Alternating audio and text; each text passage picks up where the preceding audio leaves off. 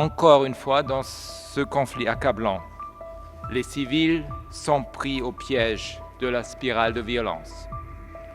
Depuis le 26 janvier, près de 3000 personnes ont été tuées et 2880 blessés. Les chiffres réels sont probablement beaucoup plus élevés.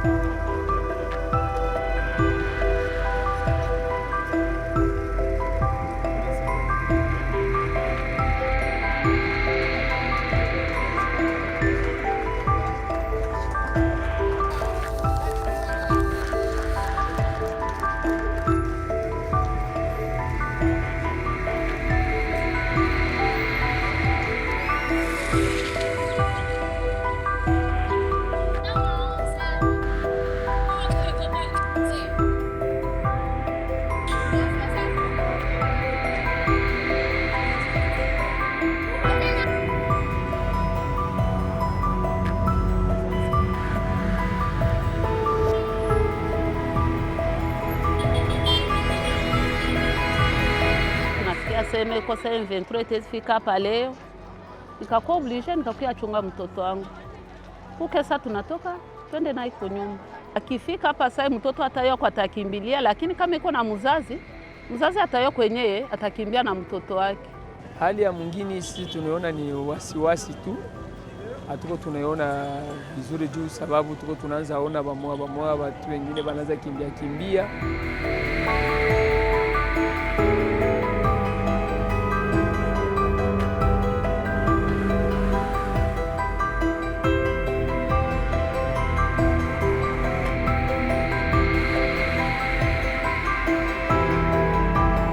Et je suis profondément perturbé quand je vois cette escalade de violence encore une fois.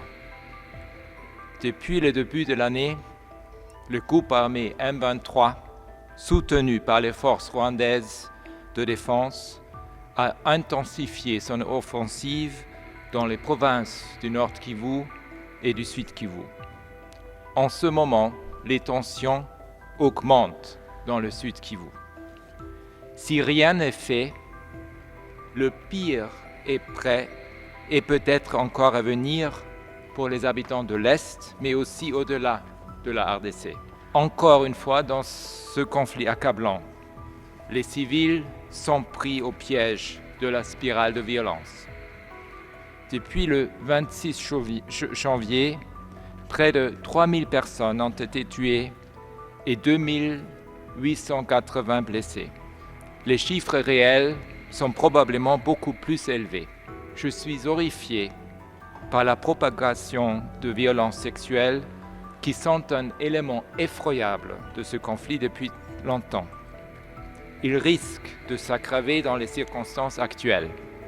Selon les autorités judiciaires, lors de l'évasion massive de la prison de Musenze à Goma le 27 janvier, au moins 165 prisonnières ont été violées. La plupart d'entre elles auraient été tuées par la suite dans un incendie dont les circonstances restent floues.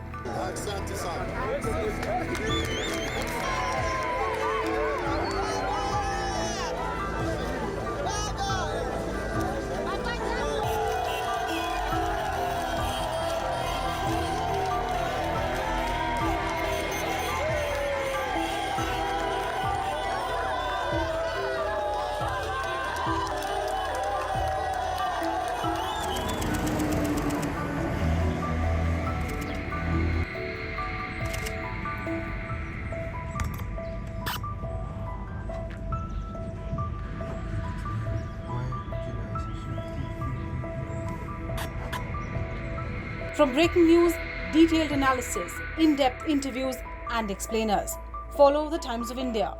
Subscribe to our YouTube channel. Don't forget to like our videos and hit the bell icon to stay updated with the latest.